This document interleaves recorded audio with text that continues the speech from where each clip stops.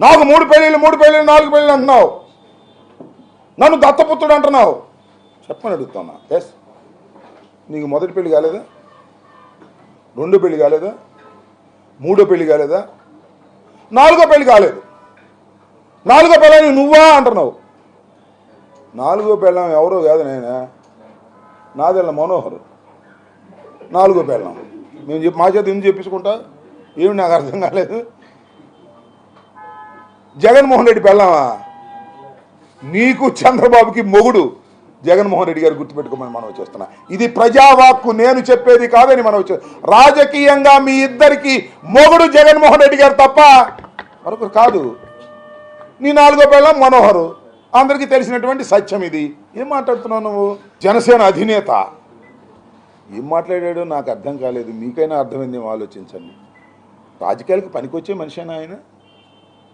ఎంత ఆవేశంగా మాట్లాడతాడు, ఎంత అధ్వానంగా మాట్లాడతాడు, ఎంత ఎగిలిగా మాట్లాడతాడు. ఏం మాట్లాడుతున్నాడు? ఏమంటాడు? మఖ్యలు ఎదగదన్ని మడత మంచంలో పెడతావా? ఎక్కడ నేర్చుకున్నావా ఈ డైలాగు?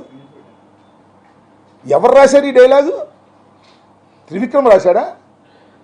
ఎవరు రాసిన డైలాగ్ చెప్తున్నావు? ఏం నాకు అర్థం కాదా? మీకైనా అర్థమైందా అని అడుగుతా ఉన్నా జన సైనికులారా. దీనివల్ల మా సభ్యులు రెచ్చిపోయే ప్రమాదం ఉన్నది. తర్వాత అవాంఛనీయ సంఘటనల బాధ్యత వారే వహించవలసి ఉంటుంది. ఇది గుర్తుపెట్టుకోవాలి మనం చేస్తున్నా. ఆగాగలే సినిమా సార్, ఆ బాలకృష్ణ గారిని సినిమాలో చూపించమండి, ఇక్కడ కాదు. ఆ బాలకృష్ణ గారిని సినిమాలో చూపించమండి, ఇక్కడ మీసాలు లేదు.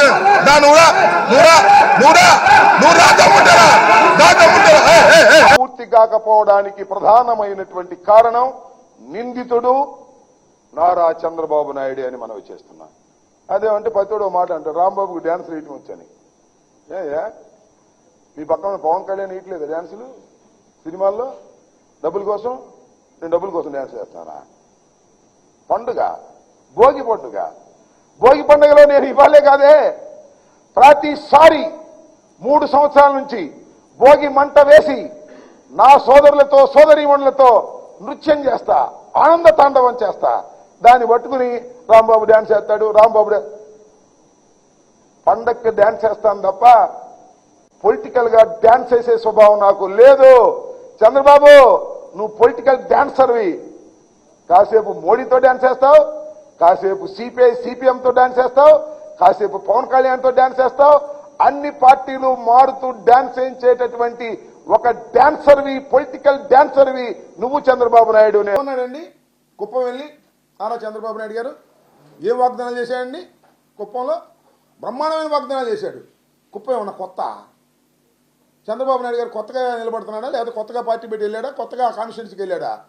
ఇన్ని సంవత్సరాలు చేయలేనాడంట, ఇప్పుడు అధికారం ఇస్తాడంట, బ్రహ్మాండంగా చేస్తాడంట. కుప్పంలో ఎయిర్పోర్ట్ కడతాడంట. దేనికి? కూరగాయల ఎక్స్పోర్ట్కి, ప్రపంచానికి అనుసంధానం చేస్తాడంట. ఎందుకయ్యా ఈ జోకులు? చంద్రబాబు నాయుడు గారు ఆంబోతులకు ఆవుల్ని సప్లై చేసే చంద్రబాబు నాయుడు గారు ఏమిటండి ఈ జోకులు? కుప్పంలో ఎయిర్పోర్ట్ కడతారా? ఎట్ట కడతారు కుప్పంలో ఎయిర్పోర్టు? సెంట్రల్ గవర్నమెంట్తో మాట్లాడి కడతారా? కూరగాయలు పండిస్తారా? ప్రపంచంతో అనుసంధానం చేస్తారా? ఇన్నాళ్ళు ఏం చేశారు? ఇన్నాళ్ళు గుడ్డి గుర్రాలకు పళ్ళు తోమారా? ఇన్ని సంవత్సరాలు రిప్రజెంట్ చేసావు కదా నువ్వు కుప్పాన్ని. అప్పుడు చేయలేని పెద్ద మనిషి ఇప్పుడు ఎలా చేస్తావు? అసలు నీకు ఇల్లే లేదు కుప్పంలో. జగన్మోహన్ రెడ్డి గారి దెబ్బకి నువ్వు పునాదులు వేసావు. జగన్మోహన్ రెడ్డి గారు నీకు ఇల్లే లేదు అంటుంటే భయపడి పునాదులు వేసావు. నా అల్లుడి మాటల వెనుక పవన్ కళ్యాణ్ ఉన్నాడు. పవన్ కళ్యాణే మాట్లాడించాడు.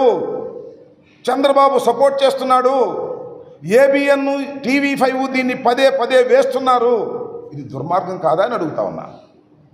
ఒక ఫ్యామిలీ ఇష్యూని ఇంతగా తీసుకొచ్చి రాజకీయ లబ్ధి పొందాలని అనుకోవడాన్ని ఏమనాలి? అది నా ఆవేదన.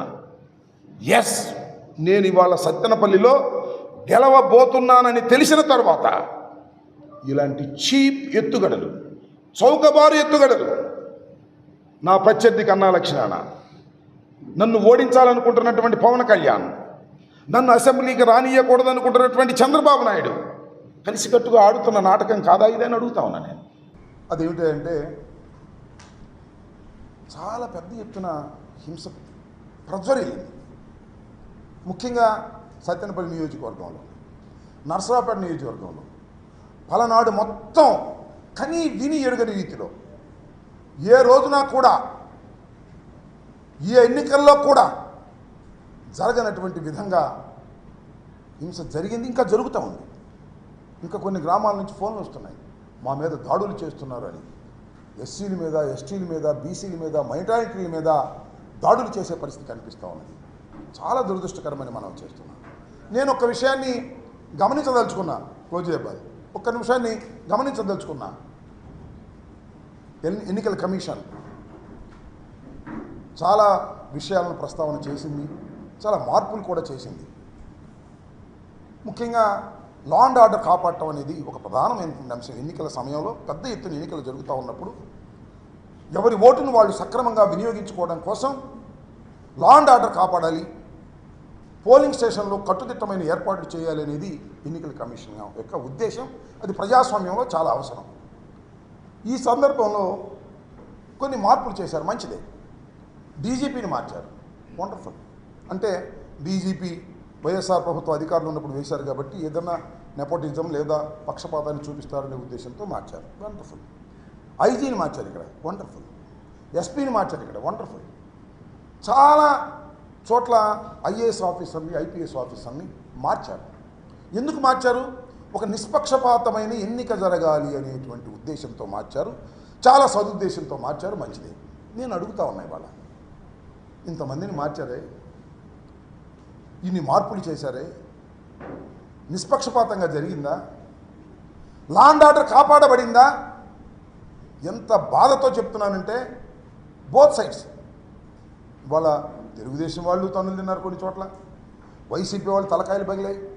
వైసీపీ వాళ్ళు ఫోన్లు చేసి, అయ్యా మా ఊర్లో కొడుతున్నారు, మా పోలింగ్ బూత్ను ఆక్రమించుకున్నారు, దౌర్జన్యం చేస్తున్నారు, పోలీసులను పంపండి అంటే, ఒక ప్రజాప్రతినిధిగా ఉన్నా నేను, ఒక మంత్రిగా ఇంకా ఉన్నా నేను, ఒక క్యాండిడేట్గా ఉన్నా నేను, పోలీసులకు ఫోన్ చేస్తే గంటల తరబడి పోలీసులు రీచ్ కానటువంటి పరిస్థితి. మ్యాన్ పవర్ లేదా? ఎందుకు రీచ్ కాలేదు? తలకాయలు పగిలిపోయి వాళ్ళు కొట్టుకొని అలిసిపోయిన తర్వాత పోలీసు వారు వెళ్ళారు, సినిమాల్లో వెళ్ళినట్టుగా. ఏమిటి దుర్మార్గం ఉంటున్నాను.